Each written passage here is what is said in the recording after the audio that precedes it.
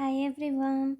In this quick tutorial, I will show you how to set Rapid Rewards Visa card as a primary payment method in the Southwest app.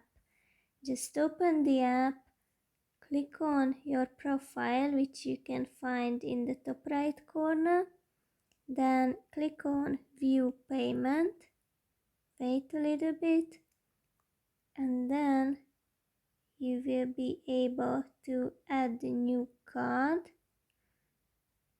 I will show you how.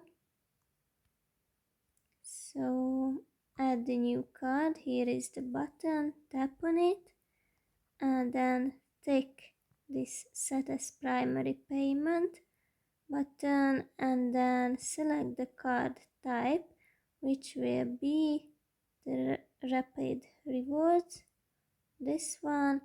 And now you will just have to add all the information that is needed, scroll down and save.